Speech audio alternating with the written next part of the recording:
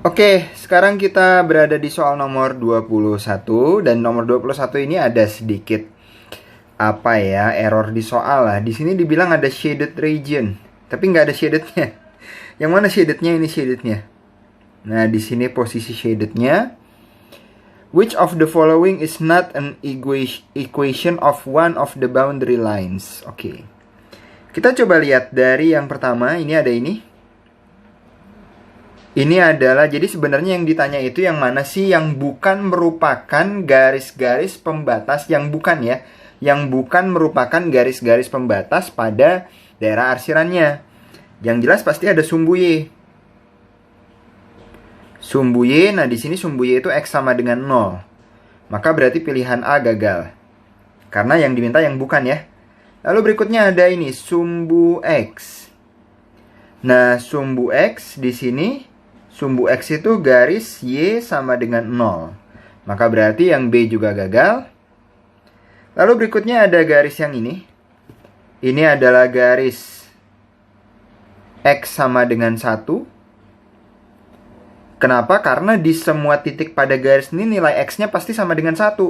Entah ini 1,0, mungkin di sini ada 1,1, mungkin di sini ada 1,9 dan lain seterusnya, tapi pasti X-nya selalu sama dengan 1. Makanya si garis vertikal berwarna hijau ini dikasih nama adalah garis X sama dengan 1. Maka pilihan C juga gagal.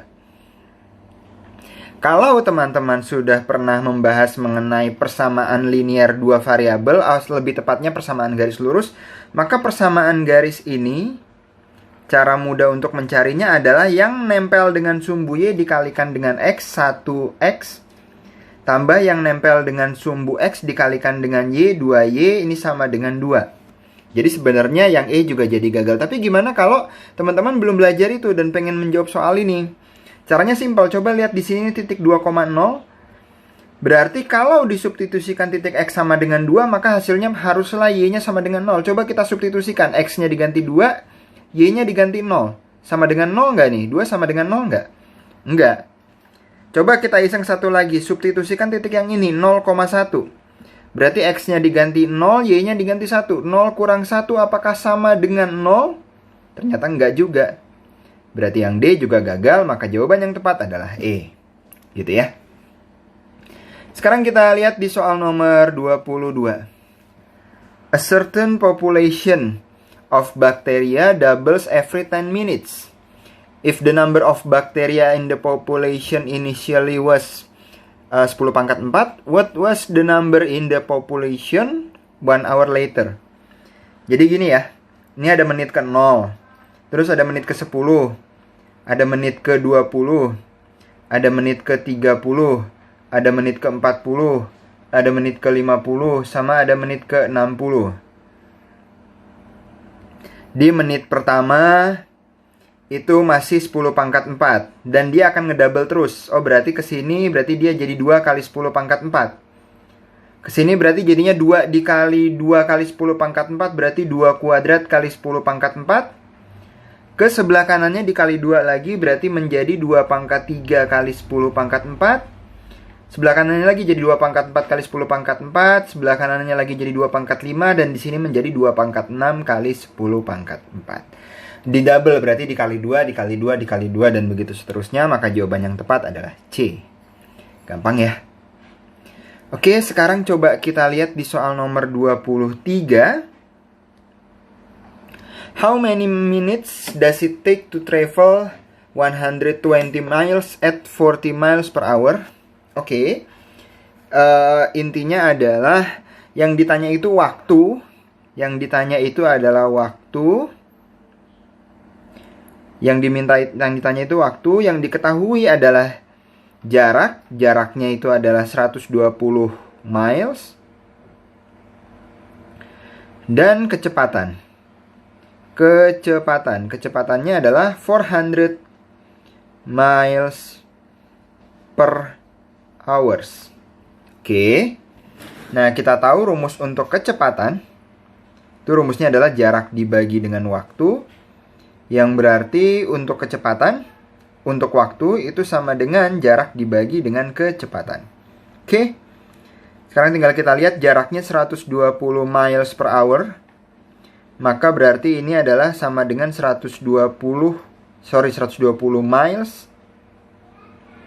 dibagi dengan kecepatannya 400 miles, 400 miles per hour dibagi dengan 400 miles per hour. Oke, kita lanjut ngitungnya di sebelah kanan aja. Kita pindah ke sebelah kanan sedikit. Berarti jadinya adalah 120 per 40 ya. 120 per 40. Tulis saja 12 per 40. Dikalikan dengan, ini berarti adalah miles dibagi dengan miles. Miles dibagi dengan miles. Dikalikan dengan hour. Berarti milesnya habis. Berarti jadi 12 per 40 hour. Tapi yang ditanya adalah how many minutes. Untuk menjadikan hour dikalikan dengan minute, itu berarti dikalikan dengan 60. Nah, 1 hour ini berarti jadikan 60 minutes. Tentunya tinggal dikalikan dengan yang awalnya, yaitu adalah 12 per 40. 0-nya ilangin, 12-nya ilangin dengan 4 jadi 3, berarti 3 kali 16 berarti 18 minutes. Maka jawaban yang tepat adalah E, 18 menit. Gitu ya. Kita lanjut 2 soal lagi, nomor 24 sama nomor 25. Oke, sebentar. Ini agak kita benerin sedikit. Oke. Dah, kita lanjut sekarang ke nomor 25. A certain manufacturer produce items for which the production... Oh, ini masih nomor 25 ya, masih ada nomor 24. If the perimeter of a rectangular garden plot is 34 feet and its area is 60 square feet, what is the length of each of the longer sides? Jadi, pertama-tama di sini ada istilah-istilah matematik yang perlu kalian tahu. Perimeter. Perimeter ini apa? Perimeter ini adalah keliling. Keliling. Rectangular. Rectangular itu apa? Rectangular itu adalah persegi panjang. Terus ada lagi yang perlu kalian tahu, area. Area itu apa? Area, kasih warna yang berbeda. Area itu apa? Area itu adalah luas. Luas. Square feet. Square feet itu berarti feet persegi lah gitu. Square-nya tuh menandakan persegi. Jadi kalau kita biasa meter persegi, berarti kalau di bahasa Inggris jadi square meter. Nah, tapi karena di sini satuannya feet, berarti jadinya square feet gitu ya. Jadi square feet itu bukan dia kotak feet gitu, kotak kaki gitu, bukan. Tapi square feet ini artinya kalau kita ngukur luas, biasanya luas itu kan 36 meter persegi. Nah, kalau di bahasa Inggris berarti 36 square meters gitu. Ada tulisan square meters. Nah, square-nya itu berarti perseginya. What is the length of each of the longer side? Jadi artinya adalah ada persegi panjang. Jadi artinya kita bisa anggap begini. Jadi ada suatu persegi panjang dengan panjang dan lebarnya belum ketahuan. Di sini ada panjang sama lebar. Nah, dengan perimeternya adalah 34, kelilingnya 34, kelilingnya adalah 34. Yang berarti 2 kali panjang tambah lebar sama dengan 34. Maka panjang tambah lebarnya adalah 34 bagi 2 berarti 17. Ini panjang tambah lebarnya. Lalu berikutnya ada lagi luasnya. Luasnya itu adalah 60. Luasnya adalah 60. Yang berarti panjang dikalikan dengan lebarnya adalah 60. Di sini kita bisa menyelesaikan dengan menggunakan persamaan kuadrat. Tapi daripada repot-repot, sebenarnya kita tinggal mendaftarkan aja panjang kali lebar itu 60. Berapa aja sih yang kalau dikali 60? 1 kali 60, 2 kali 30, 3 kali 20, 4 kali 15, 5 kali 12, 6 kali 10. Dah, sampai situ aja. Karena kalau 8 nggak bisa, 9 nggak bisa, 10 balik lagi ke 6, 10 balik lagi ke 6. Dan gitu ya. Yang mana yang kalau dijumlahkan jadinya 17 nih. Cuma satu, yaitu 5 sama 12. Oh, berarti panjangnya 5, lebarnya 12. Atau sebaliknya, panjangnya 12, lebarnya Pokoknya panjangnya 5, lebarnya 12, atau panjangnya 12, lebarnya 5. Tapi yang ditanya di soal adalah what is the length of the longer side? Artinya apa? Yang ditanya yang lebih panjang gitu lah pokoknya. Yang lebih panjang berarti ya si 12-nya. Maka jawaban yang tepat adalah D ya. Oke. Kita lihat di soal nomor 25. A certain manufacturer produce items for which the production cost consists of annual fixed cost totaling 130.000 and variable cost average 8 per item. If the manufacturer selling price per item is $15, how many item must the factory produce and sell to earn an annual profit of $150.000? Oke. Wait. Di sini ada kalimat yang harus kita perjelas. Annual fixed cost totaling 130.000. Jadi intinya gini. Jadi ada suatu pabrik lah gitu, ada suatu pabrik di mana untuk memproduksinya ada biaya tetap $130.000. $130.000 ini biaya tetap, artinya apa ya? Artinya dia itu dia mau produksi berapapun akan selalu keluar biaya $130.000 ini. Gampangnya dia kayak apa ya?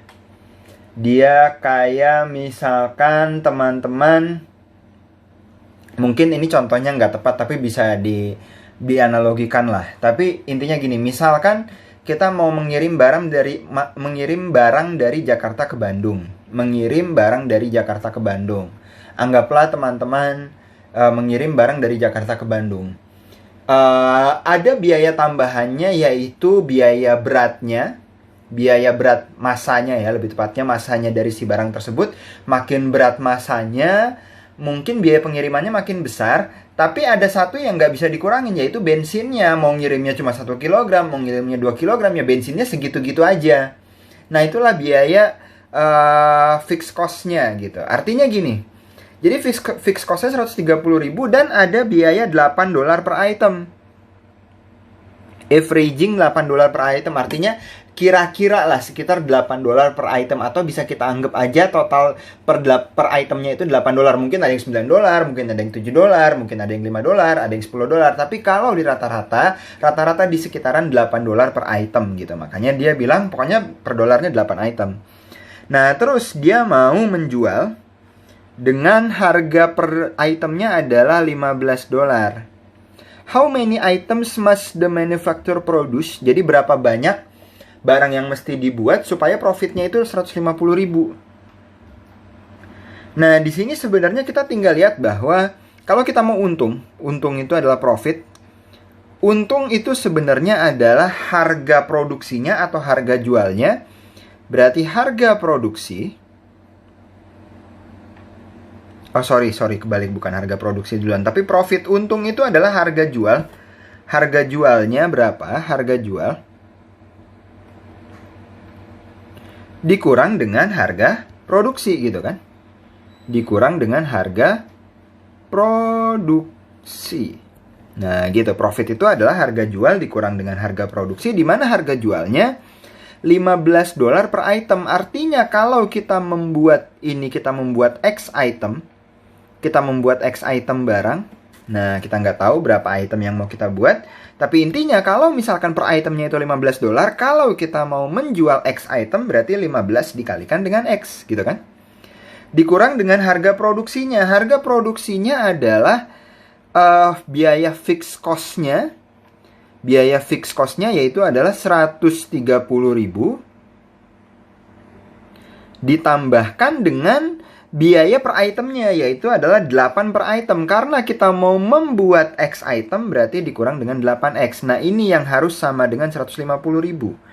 Ini yang harus sama dengan 150.000. Ini harus sama dengan, tulis di mana ya? Tulis di sini deh. Ini harus sama dengan 150.000. Artinya apa? Artinya 150.000 sama dengan 15X. Saya langsung aja ya, 15X dikurang 130.000 dikurang dengan 8X. Berarti 15X dikurang 8X adalah 7X min 130.000 sama dengan 150.000. Kita jumlahkan dengan 130.000 di kedua ruas. maka 7X-nya adalah 280.000. Maka kalau kita bagi 7 di kedua ruas, berarti 280.000 dibagi dengan 7. Jadinya adalah 40.000. Artinya berapa banyak barang yang mereka harus buat supaya dapat profit 150.000 dolar? Mereka harus membuat 40.000 barang. Gitu ya. Itu di soal nomor 25. Kita akan ketemu lagi di soal nomor 26 sampai 30 di video setelah ini. Dadah.